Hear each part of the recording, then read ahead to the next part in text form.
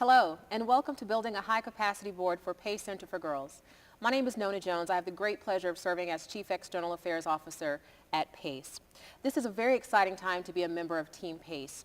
As a volunteer leader, you are a critical part in PACE's ability to serve our girls, and so I'm very excited to have you join us for this video series today. Joining me today are two very important people to PACE's work. I'm excited to have Mary Marx, who is President and CEO of PACE Center for Girls, and she's been with PACE since 2010 in that role. Since being appointed to lead the organization, she has rapidly expanded its resource base, and she's led the process to reshape the composition of the Board of Trustees. Today, she will share the vision of PACE and what is needed from all of us in order to build a strong organization and a movement for at-risk girls across Florida and beyond. Also joining us today is Boys and Girls Clubs of America President Emeritus Roxanne Spillett. Roxanne is one of the most widely recognized nonprofit CEOs in the world. Under her leadership, she transformed Boys and Girls Clubs into a resource development machine by implementing strategic board development practices that exponentially enhanced the organization's resources. So today she'll give us some tips and tools on how to help PACE make the leap from where we are to the bright future that awaits us in serving girls around the country. So welcome. Great to be here. Wonderful. Mary, I want to get started with you. Many of the people watching this segment will have been watching it because they missed our board leadership workshop. So why did you determine that this conference was necessary for the organization? Well, I wanted to start with the history of PACE. PACE is a 30-year-old organization that from its inception has really been the leader in what fundamentally needs to change for girls to be successful at home, in school, and in their communities. And we're at an extraordinary time in the evolution of our organization. We're on the cusp of really a phenomenal period of growth and expansion, the ability and the capacity to serve more girls, and really evolving to an organization that looks beyond the state of Florida. So it's time to bring everyone together, really share that vision, look deeply at the mission, and then see how we can do more to serve the girls that need us. Very good. Thank you.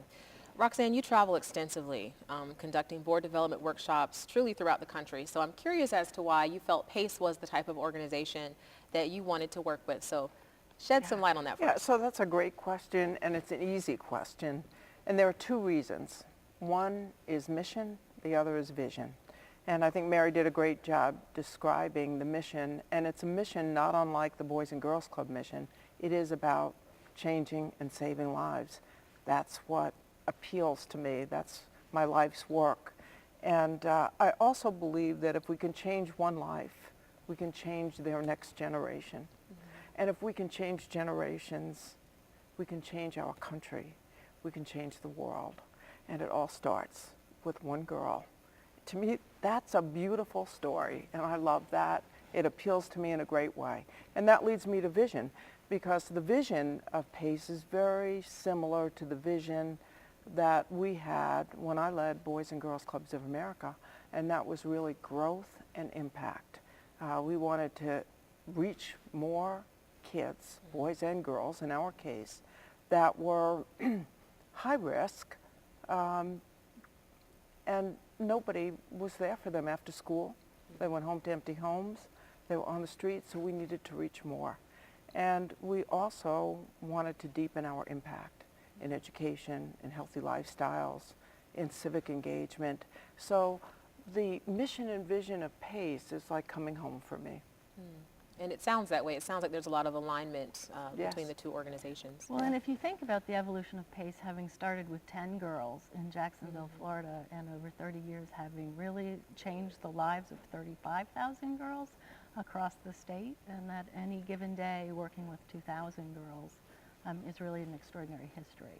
And so given that history, what would you say is kind of the intended outcome you would like from this gathering and convening of all of these volunteer leaders throughout the state? Well, the volunteer leadership is such a critical piece of the work we do, from the advocacy component, in which they really are the army, the coalition that is really fundamentally changing conditions for girls, recognizing what the needs of girls are, being the advocates to go out and make that kind of change, both at the policy level, at the systems level, and then at the resource development level, that it's really a critical component of bringing the community together to change conditions on behalf of girls. So building on that then, can you provide us some context for where PACE is currently from a funding standpoint, as well as, where we need to go and why? Well, and as I indicated earlier, PACE is a public-private partnership, so what that means is that a component of our funding model comes from the public sector. We're a prevention and early intervention program through the Department of Juvenile Justice. We provide the full academic school day, so there's the funding formula that follows the girls for their education component, but one of the most critical factors in our funding model is the private sector, and it's the role that philanthropy can play, but more importantly, it's the role that individuals can play as being the voice and the advocate for girls, and then helping each girl find her own voice. And can you kind of explain the breakdown of funding? Because I think it's also helpful for board members to know that PACE is blessed in the sense that we get a significant chunk of money from the public sector, but then there is a responsibility to raise the balance. And as I indicated, so our two primary funding sources are the Department of Juvenile Justice and the Department of Education. And together, collectively, that represents about 70% of our overall funding for the organization. And then 30% really comes from the private sector. We have the opportunity to grow both. And it's really critical that as we expand, we understand the needs of girls. In the state of Florida, there are 15,000 girls who are arrested every year. We're serving 2,000, so the opportunity to really grow and expand and serve more of those girls is there. And what we need to do is really look at the ability and the capacity of the organization to increase both the public sector dollars, but as well as private sector dollars. That's good. Roxanne, a question for you. So when you assumed leadership of Boys and Girls Clubs of America, how important was it that the board of directors really understood the vision that you had for the organization and were part of developing that vision? Yeah, well, critically important is the answer. So, listening to Mary, our plan was very similar to yours, growth and impact. There was a certain population that needed us, and we just weren't there for them.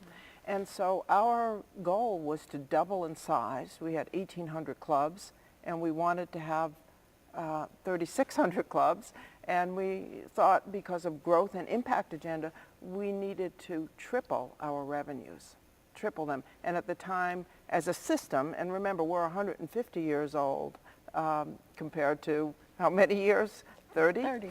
And so, our strategy required us, as yours does, to raise the resources to finance those hopes and dreams we had for young people. And hopes and dreams aren't free. But hope is not a strategy. That is true. So we've got to really think about how we're going to finance our hopes and dreams, which was the bottom line.